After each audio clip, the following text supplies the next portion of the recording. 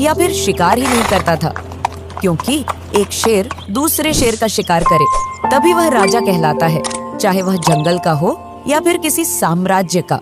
एक दिन जब राजा फिर से शिकार के लिए जंगल जा रहा था, तभी उनकी दो रानियों में से महारानी बोलती है, महाराज, बहुत दिन हो गए हमें जंगल जाए बिना, क्या आप आज मुझे आपके साथ शिकार पर ले चलेंगे? मन बहुत विचलित हो रहा है, आपके साथ जंगल चलने के लिए आप ले चलोगे ना? महारानी, आपको तो पता ही है जंगल में कितने भयानक जानवर रहते हैं, और शिकार करते समय कभी कभी शिकार का पीछा करते करते जंगल के भीतर बहुत दूर तक चले जाते हैं, जिससे लौटने में बहुत समय लगता है। महाराज, मना नहीं करो, मैं आपको नहीं छोड़ूंगी। ठीक है महारानी, अगर तुम्हारी हट है तो चलो। इस तरह राजा भानु प्रताप और महारानी जंगल की ओर निकल पड़ते हैं। जंगल में उन्हें सभी जानवर दिखाई दे रहे थे, लेकिन राजा को वह दिखाई नहीं दे रहा था जिसका राजा को शिकार करना था। राजा ने अपने घोड़े की रफ्तार और बढ़ा ली ताकि वह शेर का शिकार कर सके। शेर की तलाश में राजा देखते ही देखते महारानी से बहुत आगे निकल गए। ये महाराज कहाँ निकल गए? इस जंगल में कहीं भी नजर नहीं आ रहे। अब मैं क्या करूं? कहाँ ढूंढूं उन्हें? मुझे तो कुछ समझ नहीं आ रहा। इतना सोचते सोचते महारानी इधर उधर देखने लगी। तभी अचानक से उनका पैर साधु महाराज के कमंडल से जा टकराया और साधु महाराज की तपस्या भंग हो जाती है। महारानी घबरा जाती है। हे भगवान, मुझसे यह क्या पाप हो गया? साधु महाराज क्रोध में आ जाते हैं और महारानी से बोलते हैं, तुमने हिरण की तरह उतल पुतल करके मेरी घोर तपस्या भंग की है ना, तुम्हें अभी के अभी हिरण बनाता हूँ। साधु महाराज, मुझे क्षमा कर दीजिए, मैंने जानबूझकर आपकी तपस्या भंग नहीं की। मुझसे यह पाप अनजाने में हुआ है। मैं बेगुनाह हूँ साधु महाराज। मैं तो बस इधर उधर महाराज की खोज कर रही थी, पता नहीं कहाँ निकल गए शिकार करते करते।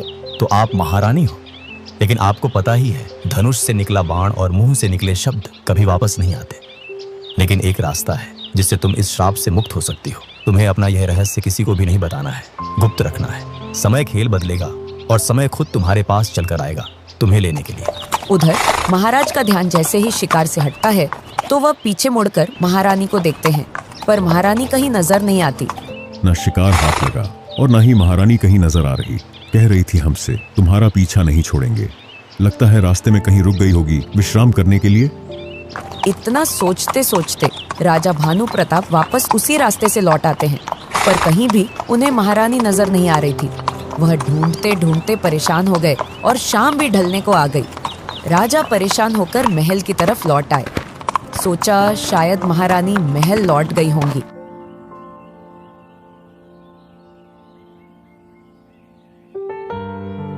रानी चंद्रकला, महारानी कहाँ है? महाराज, आप ही के साथ तो गई थी जंगल शिकार खेलने, और आप मुझसे पूछ रहे हैं कि महारानी कहाँ है। यह तो आपको ही पता होना चाहिए ना। हाँ, चंद्रकला शिकार पर तो हमारे ही साथ गई थी, लेकिन जब मैं शिकार खेलता खेलता जंगल में ज्यादा भीतर तक चला गया तो अचानक पता नहीं महारानी कहाँ चली गईं। जब मेरा ध्यान उन पर गया तो मैंने बहुत ढूंढा उन्हें, पर वो कहीं नहीं मिली मुझे। इतना बोलते ही राजा वहाँ से चला आता है और सैनिकों को पास बुलाकर बोलता है, सैनिकों, जंगल का कोना कोना छान मारो और देखो महारानी कहाँ है। जो भी उन्हें खोज निकालेगा उसे मुंह मांगी इनाम दी जाएगी। इस तरह सैनिक जंगल में महारानी की खोज के लिए निकल पड़ते हैं। वे जंगल में हर जगह ढूंढते हैं, लेकिन परेशान होकर शाम को वापस महल की ओर चल देते हैं। राजा भानु प्रताप ने महारानी को हर जगह खोजा, लेकिन कहीं भी पता नहीं चला। इसी तरह समय निकलता गया और कुछ समय बाद राजा फिर से शिकार खेलने के लिए जंगल गया। राजा को झाड़ियों में हलचल नजर आई तो उन्होंने देखा कि कोई जानवर है। वो जैसे ही आगे बढ़े तो शेर नजर आया। शेर ने जैसे ही राजा पर हमला किया तो राजा ने तीर चला दिए।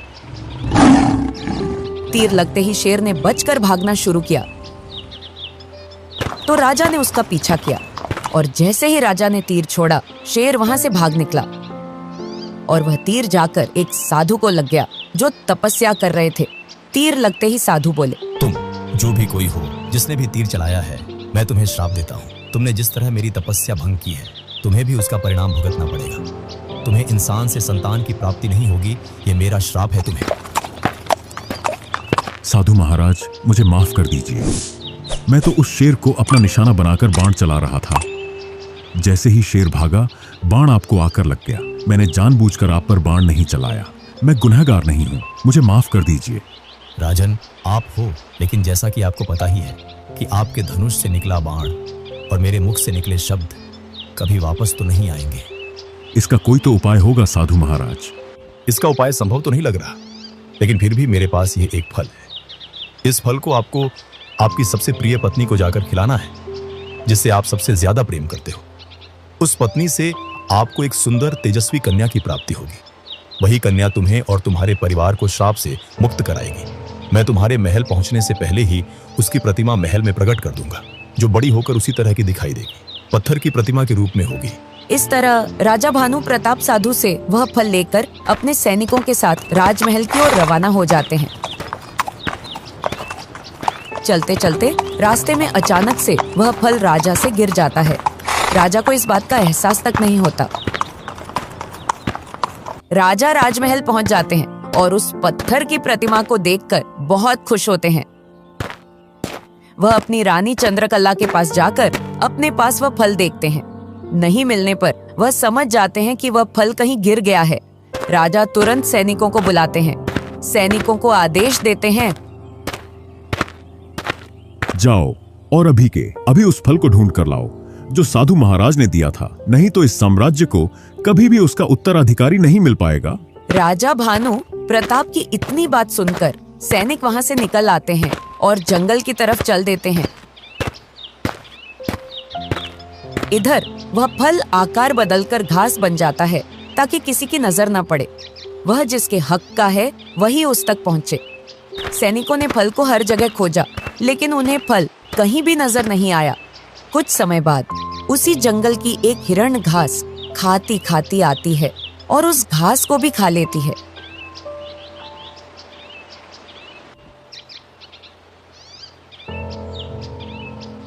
इसी तरह समय निकलता रहा और उस हिरण को एहसास होने लगा, मुझे ऐसा क्यों लग रहा है कि मैं माँ बनने वाली हूँ। समय गुजरता गया और एक दिन उस हिरण ने एक सुंदर बच्ची को जन्म दिया। मैंने एक इंसानी बच्ची को जन्म दिया, आखिर यह कैसे संभव है। हिरण अचंभित होकर सोच में पड़ जाती है। खैर, आखिर है तो मेरी ही बच्ची। मैं इसे बिल्कुल इंसान की तरह पालूंगी। मैं इसकी हर तरह से देखभाल करूंगी।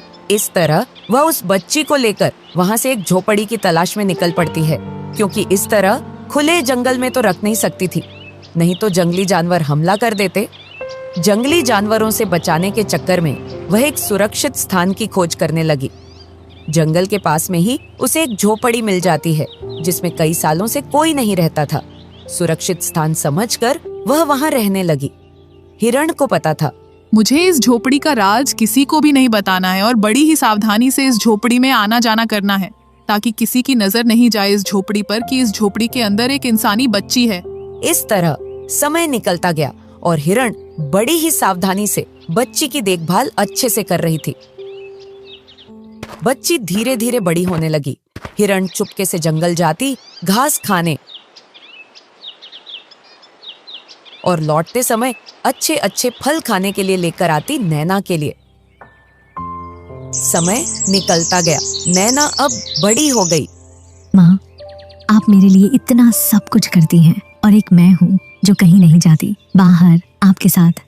आप मुझे अपने साथ बाहर लेकर चला करो, मैं भी काम में आपकी मदद कर दिया करूँगी। बेटी, तुम्हें पता नहीं है इस जंगल के बारे में। इस जंगल में बहुत बड़े बड़े जानवर रहते हैं, कहीं तुम्हें कोई हानि न पहुंचा दे, इसलिए मैं तुम्हें अपने साथ नहीं ले चलती। मुझे डर लगा रहता है। इसी तरह समय निकल रहा था।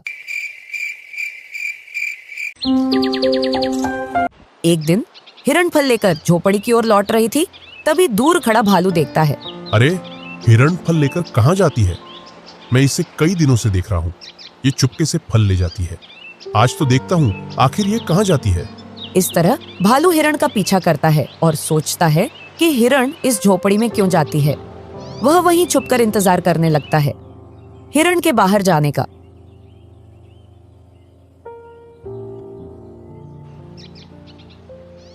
जैसे ही कुछ समय बाद हिरण बाहर जाती है तो भालू जाकर देखता है कि आखिर झोपड़ी के अंदर ऐसा क्या है। जैसे ही देखता है तो उसे इंसानी लड़की नजर आती है। अरे ये क्या, एक लड़की से मिलने आती है? हिरण माजरा क्या है, देखना पड़ेगा अब तो, तभी जाकर इस इंसान को अपना भोजन बना पाऊंगा। बड़ा मजा आएगा खाने में। अचानक वहाँ हिरण आ जाती है और भालू को वहाँ से जाते देखकर वह घबरा जाती है और सोचती है, पता नहीं आज तो इस भालू ने मेरी बच्ची को कहीं कुछ नुकसान तो नहीं पहुंचाया है भगवान। वह जल्दी से अंदर जाती है और नैना को सुरक्षित देखकर जान में जान आ जाती है। हे भगवान, तेरा लाख लाख शुक्र है, मेरी बच्ची नैना सही सलामत है। क्या हुआ माँ, तुम इतनी घबराई हुई क्यों हो? कुछ नहीं मेरी बच्ची, अब यह स्थान हमारे लिए सुरक्षित नहीं रहा। अब हम यहाँ और नहीं रह सकते। मैंने अभी अभी देखा कि तुम्हें यहाँ भालू देखकर गया है। वह कभी भी अपना शिकार बना सकता है। हमें यहाँ से कहीं और चलना होगा, सुरक्षित जगह पर। उधर भालू खुशी खुशी घर लौट रहा था। तभी उसकी मुलाकात जंगल के राजा शेर सिंह से हो जाती है। अरे वाह भालू भाई, आज शिकार खुद चलकर मेरे पास आ रहा है। अरे रुको रुको राजा शेर सिंह, मुझे मत खाओ। तो फिर क्या, तेरे परिवार वालों को बुला रहा है दावत पर? नहीं नहीं, तो फिर मेरा सोने का समय क्यों खराब कर रहा है? अभी खाता हूँ तुझे। अगर मैं तुम्हें मुझसे भी अच्छा भोजन दूं तो तुझसे अच्छा भोजन क्या हो सकता है? इंसान का भोजन। क्या सच में? हाँ, तेरे पास इंसान कहाँ से आया? जल्दी बता। आया नहीं रहता है इसी जंगल में? क्या शेर सिंह के इलाके में इंसान रहते हैं और शेर सिंह को ही पता नहीं? मैं शेर सिंह नहीं हो सकता? मेरा मतलब शेर सिंह के इलाके में इंसान नहीं रह सकते? तो चले राजा साहब। हाँ हाँ चलो जल्दी से। इधर हिरण नैना को लेकर वहाँ से निकल लेती है। उसे पता था अब जंगल का कोई भी जानवर हम पर कभी भी हमला कर सकता है। हम यहाँ सुरक्षित नहीं हैं। उधर भालू बड़े ही होशहवास में शेर को लेकर उस झोपड़ी पर पहुंच गया। राजा साहब, इसी झोपड़ी के अंदर है वह इंसानी बच्ची। अच्छा सुन भालू, अगर तूने मुझे बेवकूफ बनाया ना तो मैं तुझे, तेरे परिवार वालों को भी नहीं छोड़ूंगा। हाँ हाँ ठीक है शेर सिंह जी, लेकिन अगर मेरी कही हुई बात सही निकली तो फिर मैं तुझे और तेरे परिवार को कभी अपना शिकार नहीं बनाऊंगा। और अगर तू झूठा निकला तो तू गया आज एक लंबी यात्रा पर। हाँ हाँ ठीक है। इतना सुनते ही शेर सिंह झोपड़ी में घुस जाता है। भीतर देखता है तो उसका दिमाग चकरा जाता है। भालू भीतर आ। भालू भैया भीतर जाते हैं। भीतर देखते ही भालू भैया की 9-2-11 वाली घंटी बज जाती है।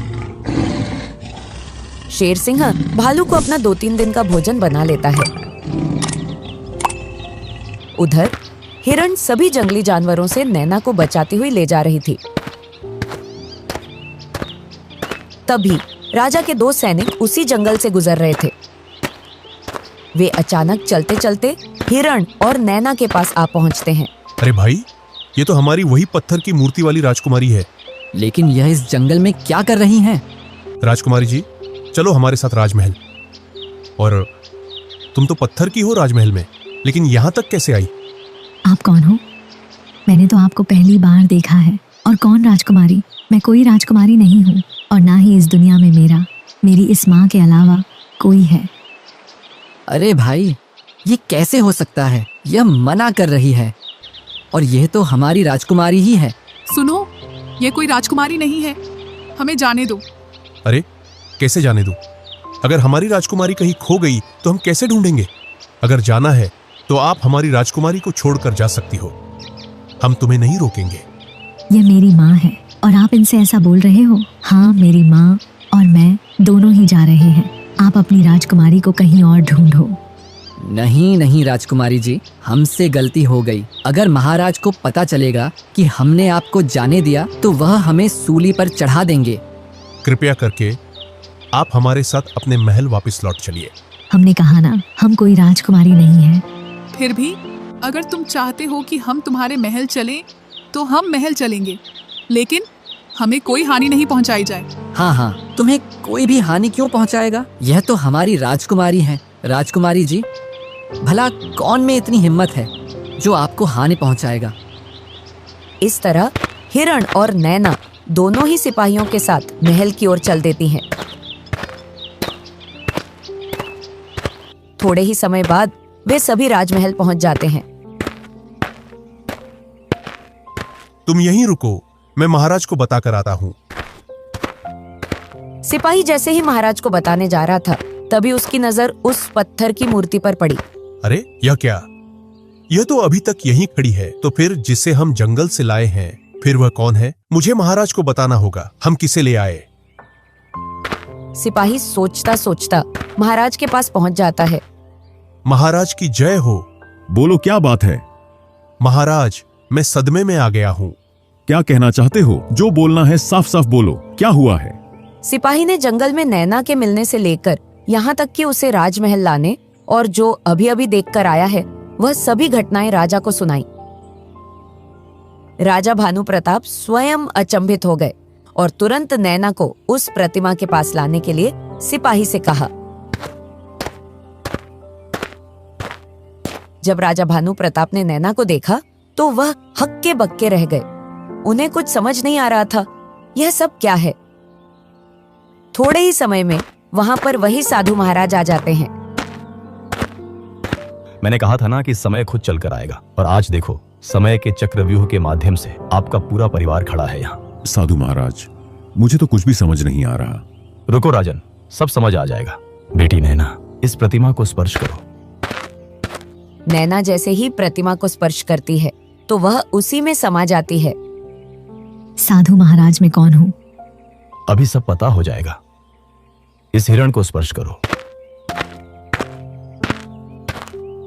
नैना जैसे ही हिरण को स्पर्श करती है तो हिरण महारानी के रूप में बदल जाती है। साधु महाराज, आपको कोटि कोटि नमन, जो आपने मुझे मेरे श्राप से मुक्त कराया। राजन, यह आपकी महारानी है जो आपके साथ शिकार खेलने गई थी। उसी समय इन्होंने मेरी तपस्या भंग की थी। उसी श्राप से यह हिरण बन गई थी।